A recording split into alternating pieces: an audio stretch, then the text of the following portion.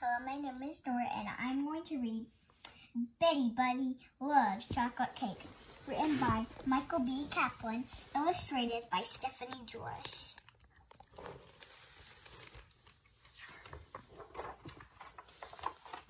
Betty Buddy was a handful. She knew this because her mother always said, "Betty Buddy, you are a handful." And her father always said, "Your mother is so right about that." Betty Buddy knew that her mother and father loved her, and so being a handful must be very, very good. One day, after a healthy dinner of carrots, potatoes, and peas, Mother said, "Who wants dessert? I have chocolate cake." Betty Bunny, who was not very good at trying new things, announced, "I hate chocolate cake. Chocolate cake is yucky. What's chocolate cake?" Her mother gave her a piece. Betty Bunny tried it. It was the yummiest thing she had ever put in her mouth. "When I grow up, I'm going to marry chocolate cake," said Betty Bunny. "You can't marry a dessert," said her brother Henry. "You can marry a baker who makes chocolate cake," added her sister Kate. "Or you could just buy your cake at the store, and then you don't have to marry anyone," said her older brother Bill.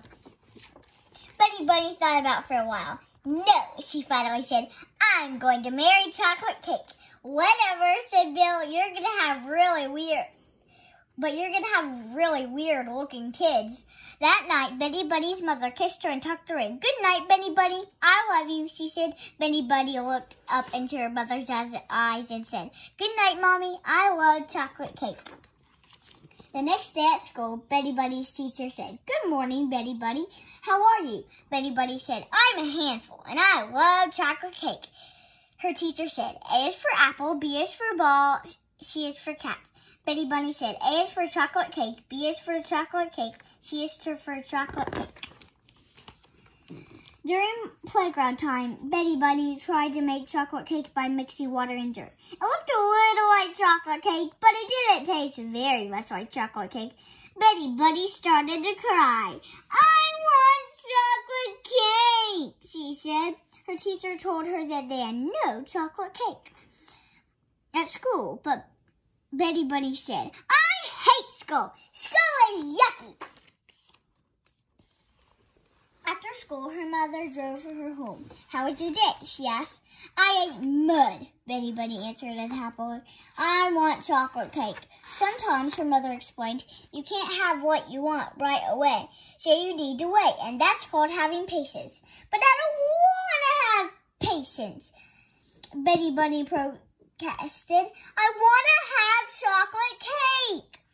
That night at dinner, her mother told Betty Bunny she could not have dessert until she ate a healthy dinner. Usually Betty Bunny liked healthy food. Not tonight. Tonight all she wanted was chocolate cake. Her father told her, "Don't come to me hoping to get a different answer." Henry said, "If you were smart, you'd eat some peas." Kate said, "You should try some carrots. They make cake out of them too, you know." Bill said, "Why don't you have some chocolate cake? That's what you really want." "Oh, no, wait, you can't, ha-ha." Betty Bunny picked up some peas. She threw them at Henry. She threw some carrots at Kate. And worst of all, she threw mashed potatoes at Bill. They stuck to his forehead. Everyone was shocked. Even Betty Bunny was shocked. She hadn't really meant to do something so awful. Mother was not happy at Bill that he had teased his sister. She was even less happy with Betty Bunny. She told Betty Bunny to go straight to bed. There would be no chocolate cake tonight. Betty Bunny screamed, "This family is yucky!" Then she remembered she was hungry, so she crammed her mouth full of peas, carrots, and mashed potatoes and ran off to bed. When her mother came into her room to kiss her goodnight, she told Betty Bunny, "Sweetheart, you know that I still love you." "Mommy," Betty Bunny said, "you know that I still love chocolate cake." Just thinking about that cake she was not eating made her cry. Then it made her scream. Then it made her kick the wall, which hurt her foot, which made her cry all over again. "Betty Bunny," her mother said as she rubbed little Bunny's feet, "I'm going to put a piece of chocolate cake on a plate in the refrigerator. It will be your piece of cake, and you can eat it tomorrow after a healthy dinner. Maybe if you know it's there, waiting for you, it will be easier to be patient. Betty Bunny stopped crying. She liked this idea, so she wanted to say something especially nice to her mother. Mommy, she said, you are a handful.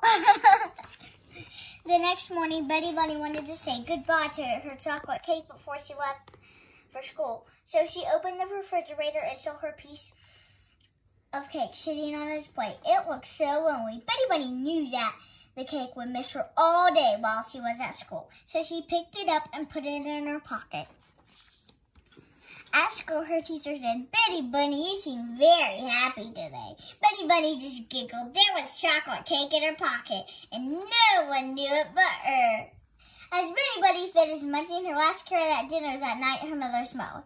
Betty Bunny, she said, you were patient all day and waited for your cake. You ate a good dinner. I am very proud of you. Would you like to get out your cake now? Betty Bunny reached into her pocket. Her cake was gone. Instead of cake, her pocket was filled with a brown, goopy mess. My cake! Andrew said, I can't believe you put that cake in your pocket. Kate said, Betty Bunny, food doesn't go in your pocket. Bill said, I guess you can't bury that piece of cake now.